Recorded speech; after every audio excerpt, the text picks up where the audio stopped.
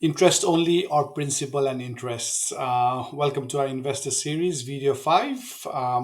Another very common question which we get is what kind of a repayment do we get into? So normally when people come to us, they know a little bit of property investing or they've spoken to a few people. There's two things normally what people tell to mortgage brokers is let's go interest only and let's borrow as much as possible. And that's what my advisor told me, or that's what my friends told me. It's not wrong. Okay, there's no right or wrong always, but it's debatable sometimes because everything depends upon your situation. So it's not tailor-made.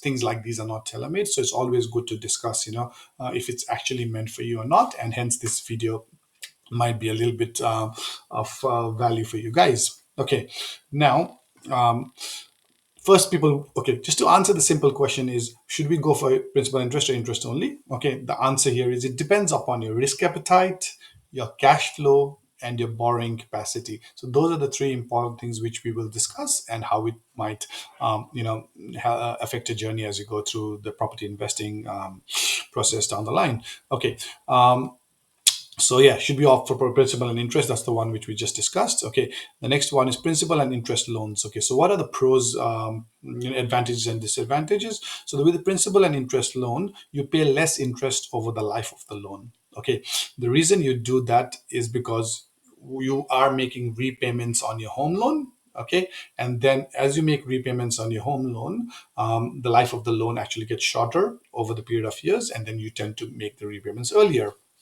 Okay, the low interest rates are normally lower than interest only loans. So normally, when I first started investing, everything, all the rates were same, interest only, principal, interest. At the moment I make this video, principal and interest loans are much cheaper as compared to interest only loans. There is roughly around 0.25% loading on interest only loans or more, So we'll discuss that in your individual situation. With principal and interest loans, you can pay off the loan sooner, okay? Because obviously you're paying the principal. Okay, so those are the three advantages. The disadvantages is repayments are higher. I think that's the most important thing. For example, let's say if you're taking a $300,000 loan, if it's an interest only loan, it's roughly around $1,800. If it's a principal and interest loan, you're paying around 23, 24, 20, 22, $2,300, just as an example. Okay, but that is because you're paying down the principal. Obviously the repayment is thing lower, sorry, repayments higher in principal and interest.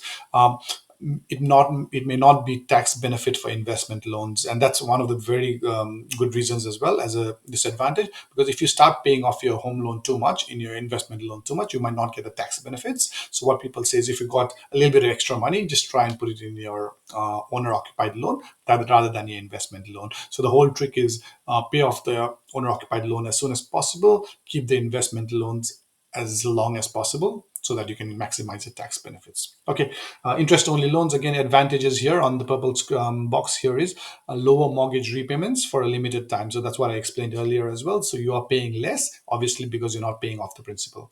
There's tax benefits for investment loans. Technically, what was the disadvantage of owner occupied loans? Sorry, principal interest loans coming as interest only loans. Okay, so the disadvantage here is the principal amount will not be reduced during the interest only period. And some people don't like that, they hate it. So let's say your loan is $300,000, after 10 years it's still going to stay at $300,000, so because you're only paying the interest component of it.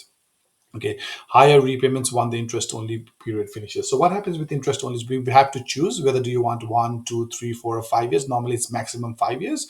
You get to choose if you what you want the interest only period to be. So let's say we choose 2 years, and after the 2 years finishes, it moves to principal and interest, and then your repayments bump up straight away. So you've got to be mindful of that as well. Okay, the third one there is higher interest rate during the interest only period. That's again what we discussed earlier. There's normally 0.25% loading, more interest payable over the life of the loan. Again, that's another thing. So since you're not paying any principal down, you're paying more interest over the period of the loan. Okay, and the last one is one. It's a quite important one, and it's a quite catchy one. So if you have an interest only loan, normally that reduces your borrowing capacity when you go and buy other properties.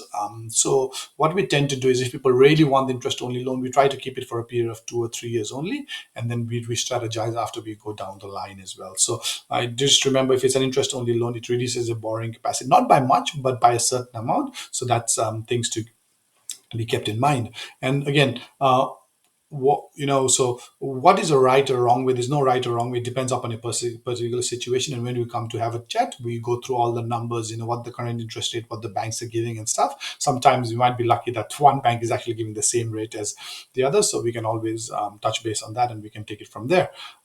So look, but again, this is not a permanent solution like interest only principle. They can always be changed. So what happens is, when you buy properties, normally when you're in the accumulation stage, people go for interest only loans, and then when there's a growth stage, again you're building your portfolio, again that's fine with interest. But when you're going in the consolidation phase, and the property prices have increased over time, they don't go mind going principal and interest loans. So look, but sometimes the rates, if the rates loading are really high, sometimes it might be better off to stay at principal interest. Look, it all depends upon a particular situation. So these are the three things which I always say. It's your risk appetite, it's your cash flow. I think the cash flow is very important as well, and your borrowing capacity. So when we look at the risk appetite, the borrowing capacity, and the cash flow, this is what we discuss on an individual situation. What is more important for you?